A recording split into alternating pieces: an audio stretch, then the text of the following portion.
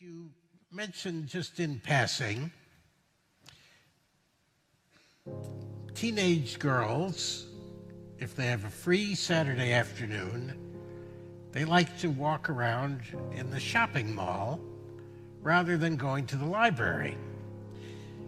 So I found that very thought-provoking because I think that many people, and I would have to include myself,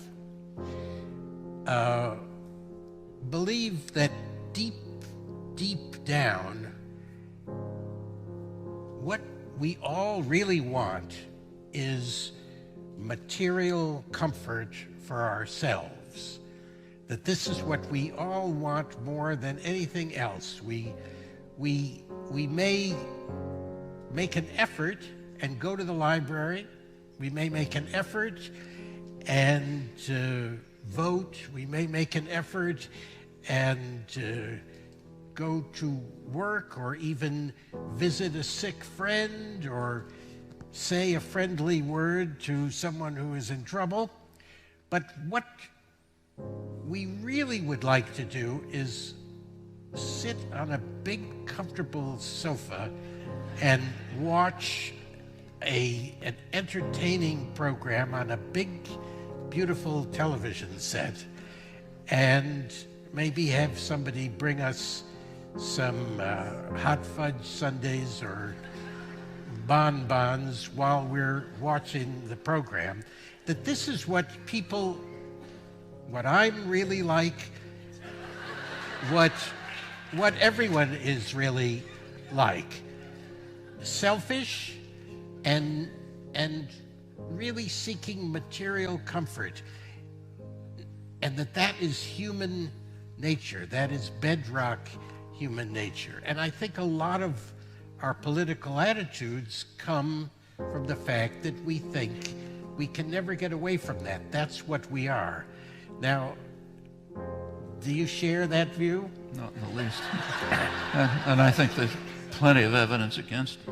There has been a massive effort for over 100 years to try to convince people that that's what we are. It's called advertising. It's a huge industry. It's dedicated explicitly, openly, to trying to, you read the business press 100 years ago, and it's taking off to try to direct people to the superficial things of life, like fashionable consumption. Get them out of our hair by getting them involved in consumption. And huge efforts go into this. For example, about 20 or 30 years ago, the advertising industry realized that there's a sector of the population that they're not reaching because they don't have money, known as children. So, and some bright guys figured, well, we can get around this. The children don't have money, but their parents do. So what we have to do is direct television programs for children and so on to try to induce what's called nagging. Try to get this is literally the case, create nagging propaganda. By now, if you look at academic applied psychology departments, there are actually programs studying different kinds of nagging and how you can induce it. And if you watch children's television, I've seen this with my grandchildren, it's 2-year-old kids who are looking at things and they're being induced to try to get your parents to get me this thing or else I'm going to die, and so on. And then the parents get it and you throw it away in 5 minutes. But every aspect of our life is devoted to this. Actually, my wife and I were taken by a friend a couple weeks ago to see what do you call it, the baseball, the pre-season baseball. Spring training, right. And you take a look at the stadium, every inch is covered with an ad. I mean, I remember the first baseball game I went to was in the 1930s. There were no ads anywhere.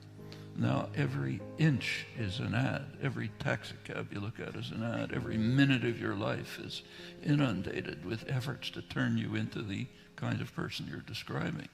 So is that human nature? I don't think so. So take a look at these Trump voters again.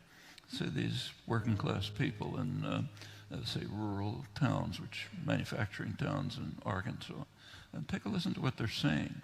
These are people men who want to work in coal mines, which is not fun, rather than to take a government handout. They don't want to sit on the couch and being given a government handout. That undermines their sense of dignity, of self-worth, of doing something significant, and I think that's what people are. You go back further, there's plenty of evidence for it. There's a wonderful study, a huge study of the reading habits of the British working class in the late 19th century. Jonathan Rose, very detailed, say, what were British workers reading? Turns out they were better educated than the aristocrats. In, say, eastern Massachusetts, Boston, where I live, an Irish blacksmith, if he could make enough money, would hire a boy to read to him while he's working. I mean, I can remember this from childhood. In the 1930s, most of my family were immigrants, first generation unemployed working class. They were quite educated. Many of them didn't go to school, maybe fourth grade, but they read, they went to concerts, they went to Shakespeare plays, they talked about it, they were interested in politics. I think it's taken huge efforts to try to drive all of this out of people's heads. I think the natural thing for humans is to want to be independent, creative, whether creative, maybe you work on fixing up old cars in your garage on the weekend instead of sitting watching television, whatever it may be. You want to do something that's significant, that's worthwhile, maybe even if it's a ugly, horrible job like working in a coal mine instead of taking a government handout. Because people, I think, want dignity and a sense of self-worth and a sense of creating and doing something important. That's what we are. And I think it's taken huge efforts, enormous efforts. A huge part of the economy is devoted to trying to drive these things out of people's heads, to make you think that all you want is more commodities. And so you should go shopping instead of reading. So that most people, by this account, really have been unnaturally squashed into being something much, much smaller than they could be or than they should be. And want to be.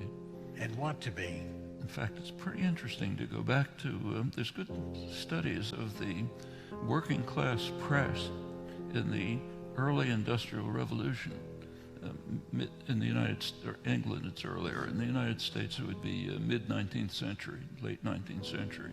There's a very lively working class press, a lot of it written by young women from the farms called factory girls who ran their own newspapers. And the material, there's a lot of material on it, and it's pretty interesting.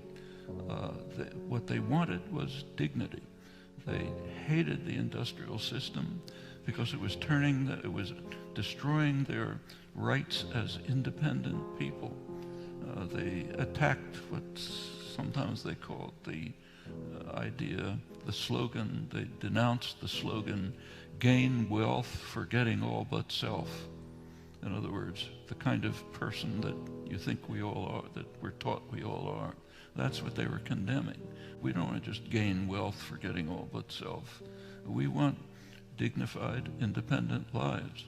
They regarded wage labor as not very different from slavery, which was just a popular idea that was a slogan of the Republican Party, literally, Abraham Lincoln and so on, because you're selling yourself if you're a wage laborer.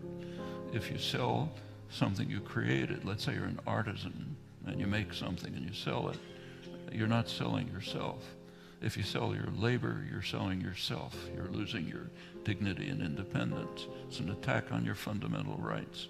These are themes that run right through the spontaneous productions of mostly uneducated working class, what we call uneducated working class people. It was the same in England before us. I think it's the same elsewhere. I just don't think people are, you talk about human nature, I think we're talking about something that's constructed and contrived with enormous effort, conscious effort. You look at, in the television industry, there's what's called content and fill in a program. The content is the ads. The fill is the car chase that you pull off the shelf to keep people watching between the ads. And if you just watch television, you can see that the creativity, the thought, the funding and so on is going into the ads and not into the fill. You know, in the newspaper industry, there's what they call the news hole. So you lay out the newspaper, first you get all the ads, that's what matters. Then there's this news hole where you put in things to keep people watching. I mean, this is literally hundreds of millions of dollars a year. A huge part of the economy goes into this. An interesting aspect of this, which is kind of interestingly not studied very much, has to do with basic economics. So anyone who took an economics course or reads about it knows that a market economy is supposed to be based on informed consumers making rational choices. That's what we're taught our economy is. Turn on the television set and take a look at the content, the ads. Are they trying to create informed consumers making rational choices? I mean, if we had a market economy, if there was an ad, it would be an announcement by, say, Ford Motor Company. Here are the characteristics of the cars I'm producing next year. Here's what Consumer Review says about them. That would create informed consumers making rational choices. That's not what you see. There's huge efforts to try to create irrational consumers, uninformed consumers making irrational choices, to undermine market economies, yes, and to turn people into people who may even believe that what they want is to sit on a couch and watch television. That's not what they want. That's